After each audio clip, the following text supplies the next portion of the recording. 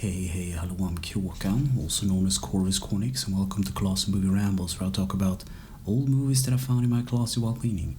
This week's movie is Interview with the Vampire, and it was made in 1994, and it's about 2 hours and 2 minutes long. And the movie starts with a man interviewing one of the main characters, Louis. And Louis explains to him that he's a vampire, and he moves really fast and turns on the light switch. And of course this intrigues the interviewer, and Louis starts to tell or explain where he grew up, that he once had a wife and child and how they died. And he can't cope with it, he just wants to end it, and no matter what he does, he can't bring himself to get killed. He's just he can't do it basically. So a vampire named Lestat actually finds him and drinks his blood and drops him into the river. And later Lestat offers him a choice whether or not he wants to become a vampire or not, because somehow Lestat finds Louis interesting. So Lestat drains Louis of mostly of his blood, and he basically shares Lestat's blood, and that turns him into a vampire. But first his body kind of dies, and then he turns into a vampire, and he looks around and he sees things differently for what they actually are. Well, he sees the truth basically. I think he there's a really cool effect. He looks at a statue, and the statue looks back at him, and he kind of looks away, and it's kind of a cool. I don't know how they did it. Probably some actor in makeup, but it was really awesome anyway. And then Louis explains to the interviewer about the myths and pros and cons about vampire, what's real and whatnot, like stakes to the heart and sunlight and everything. And in fact, vampires actually like sunlight because they can't be in it, but they love it. So it's like this kind of reverse thing. It's one thing that actually can kill them, which we'll find out later in the story. And then basically Lestat shows Louis the ropes, and he actually teaches him that he can drink blood from animals like rats and stuff. It's not like it's just for like survival's sake, and not actually a thing you're supposed to do.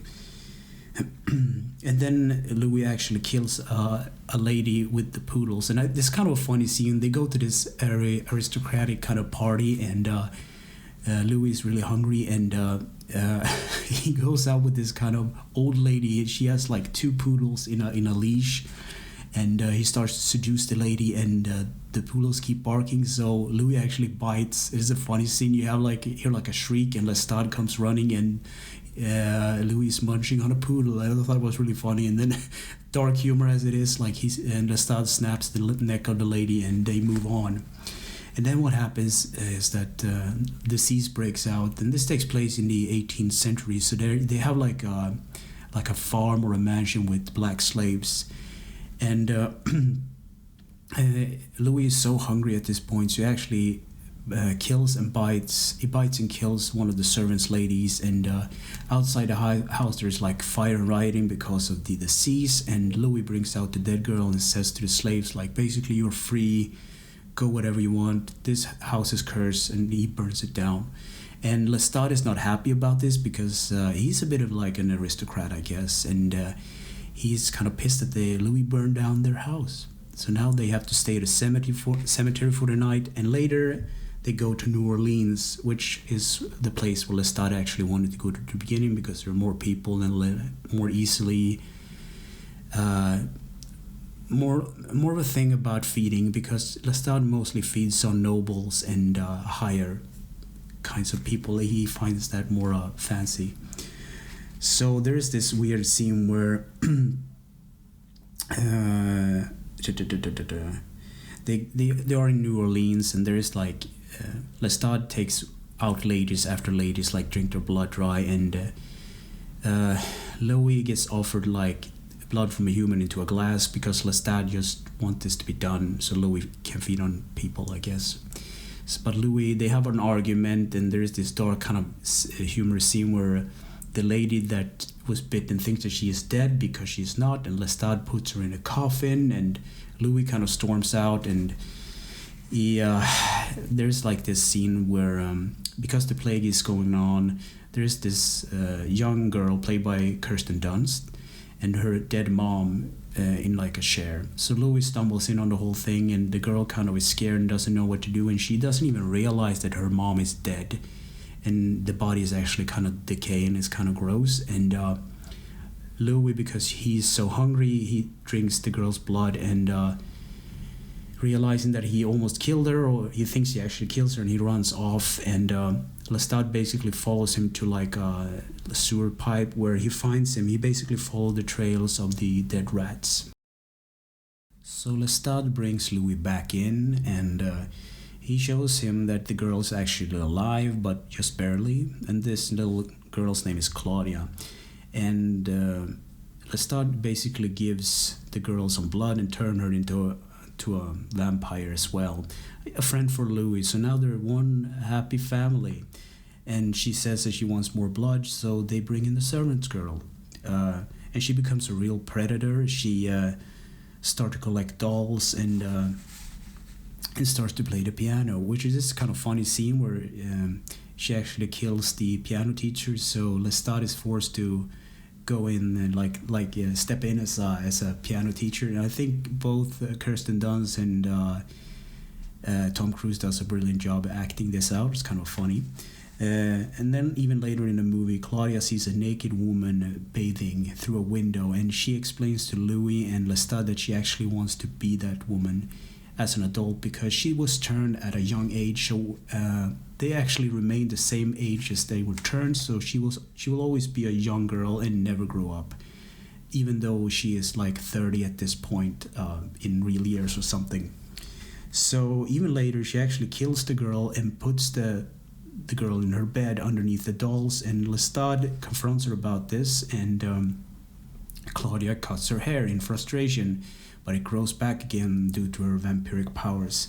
So at this point, she really hates Lestat for making him into what he is. So she basically asks Louis, like, how did I become this thing? And he takes her to the place where he found her and her mom, and he explains what happened, and he's kind of having a guilty kind of conscience about it, obviously. And Claudia kind of says that she hates him, but later they kind of reconcile, and she comes up with a plan on actually trying to break free from Lestat and this thing, because she likes Louis but not Lestat basically. So so Claudia wants to leave Lestat, and she has a plan. So she feeds Lestat cold blood, and that's one of the things that actually weakens a vampire, and she uses a pair of scissors to slit his throat, and then they dump him into a swamp. And then Louis and Claudia travel together, and then Lestat comes back from nowhere because he has apparently been drinking the blood of an alligator and all kinds of swamp creatures, and he's kind of decayed and rotten, which is a real cool effect. And he plays the piano, but because of his decayed fingers, he can't really play as well as he could back in the day. And he tries to attack them, but Louis uses an oil lamp and he lights them on fire, and they basically escape the building, and the whole city is turned ablaze, and they kind of leave on a boat, and they travel the world and search for their own kind, basically. So they travel around the world, and they're unable to find vampires at first. But once they arrive in Paris, Louis finds out that there are actually other vampires. So he finds this weird vampire that mimic his move. His name is Santiago, and he actually dances on the ceiling of a bridge, which is a cool kind of effect. And Louis thinks that this is a joke. He has scavenged the whole world to try to find his kin, and this is what he finds. And then one of those cool moments, and Anthony Banderas steps out of the shadows in this black kind of suit, and he gives Louis a calling card and invites him and his friend Claudia to a theater. And they go to this theater. It's actually run by vampires, which is this kind of weird twist where vampires pretending to be human playing vampires, and there's this stage where they actually feed on a girl on live stage, and the audience thinks it's fake performance, but they're kind of repulsed by it. So later they go downstage and they find these kind of catacombs where lots of vampires, and Louis talks to Armand, and he wants answers basically about the vampire and everything, where they come from and all the secrets, because he's kind of he wants answers, but Armand can't give him some answers. And later Louis goes to talk to Armand by himself, and they talk it out basically. And then Louis goes home and he finds Claudia with another woman, and this woman worked at a doll shop, I guess, and she wants to turn this woman into a vampire, but she can't because she's not powerful enough in the dark gift. So at this point, Claudia just wants to leave Louis because it doesn't work between them, so she wants to have another friend. She basically wants another doll.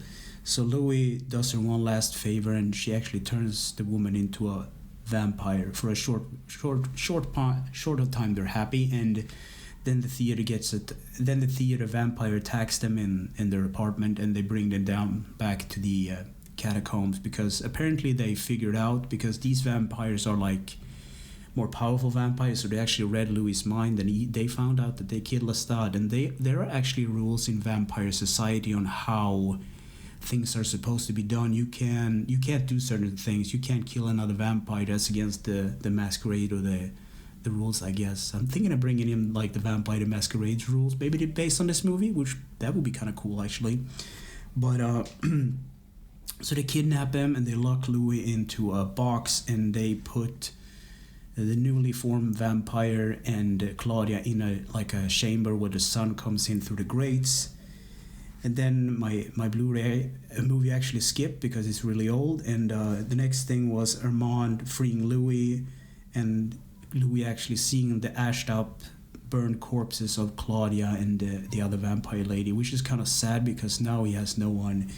So Louis goes on a rampage, and my Blu-ray skipped again, but he actually lights the theater on fire and kills Santiago. So Louis goes with Armand, and Armand kind of wanted him to be his companion, to show him the ropes of the new world. And he explains like Louis would be the perfect candidate for this, but Louis tells him that he ain't. He's in odds with everything, that's why he is a restless soul, and he basically leaves Armand and he travels the world for a long, long time, and eventually he returns to America again. I think this is in the 1987 or something. So he goes to like the cinema, and he sees like the sunrises again, and he actually watched the movie Nosferatu, which I think is a brilliant reference there. And then Louis goes outside in the dark, and he smells something. He calls it the Old Death, and he goes into a house and he follows a trail of rats, and he finds Lestat. He is all weak and apparently alive still. But Lestat is so weak, and he's afraid of Louis.